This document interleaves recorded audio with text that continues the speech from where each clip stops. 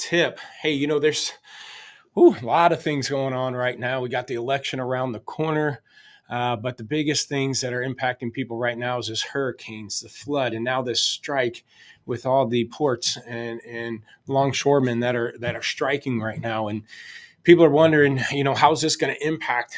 How should I price my inventory? Is there going to be a shortage?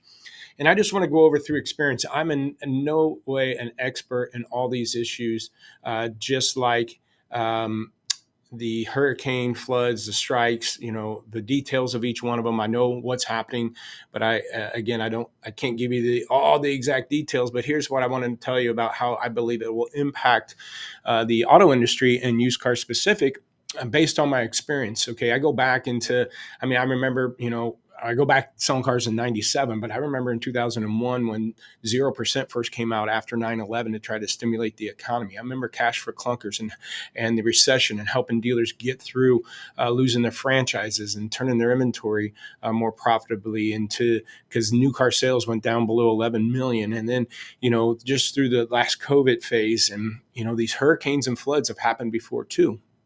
And I can tell you based off experience of what I think might be happening, and just kind of prepare you to look around the corner what maybe you should be doing. Because here's the thing.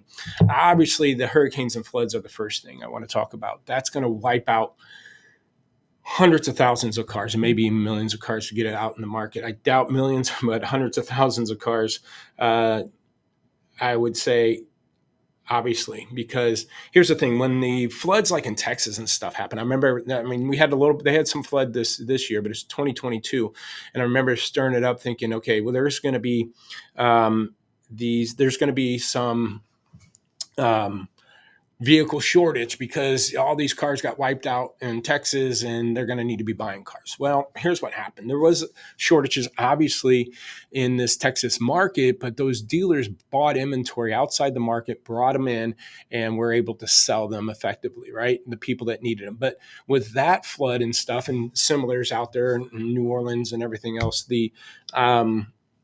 some of these cars just, were hail damaged or drivable. They just had to be repaired. So a good chunk of those cars were, still be able to be drivable and weren't salvaged in totals. But, what's happening now in this hurricane flood markets, these cars are pretty much going to be wiped out. Now, you do have to worry about these cars being resold out in the market as flood damaged vehicles and going into these other areas. And so that market, that the Carolinas and these markets that are impacted by these floods, they're going to be able to, as dealers, replenish the inventory and then start selling them on a needs base. And they're going to ask a premium for them probably and be able to get away with it, as customers are going to have to replace those cars. And those dealers are going to have to pay a premium because they have to get them from all these other places and ship them in. So what does that mean? Well, then wholesale is going to go up across the board as they're going out and replacing these vehicles. So I'm in Kansas City here. See the Chief stuff. So the dealership in Kansas City is going to pay a premium to buy these vehicles at the auction and so forth. And so they're going to assume, and book values are going to go up, but they're going to assume then they can ask a premium for them. But that's not going to be the case. The customers in Kansas City do not have to buy a car. They don't have to replace their flooded vehicle and everything else like these other markets.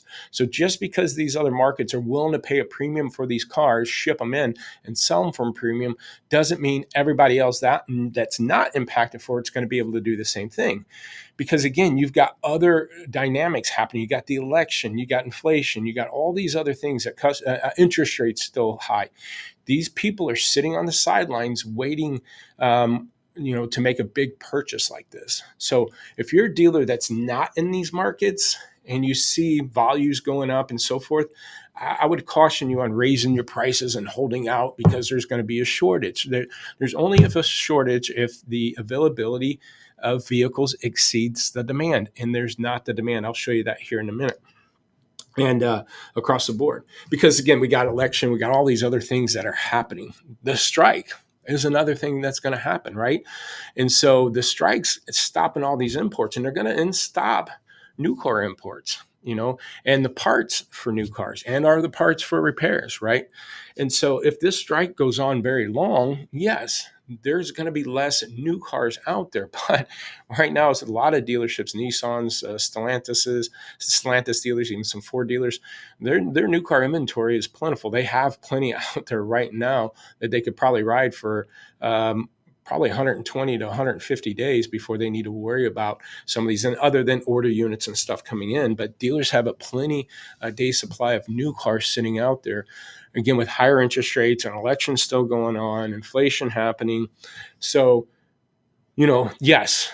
Will this impact the automotive industry? Yes. The dealers in these markets going to be able to, inflate pricing both on the wholesale end across the nation, and then ask for a premium at that market? Probably yes, as customers have to replace their cars, right? But the people outside the market is not going to be, and you're going to get really tight margin compression when you do that, because if you're not acquiring from service and private party acquisition and trade-ins and finding other ways to source vehicles in auctions, you're going to find that these cars, because think about this too, the dealerships in these markets, right? They're going to go pay a premium for them and ask a premium, but the bank might not call for it because the books haven't caught up yet, right? The books are going to be weeks and months behind of what the dealer had to pay to replace these vehicles and so forth.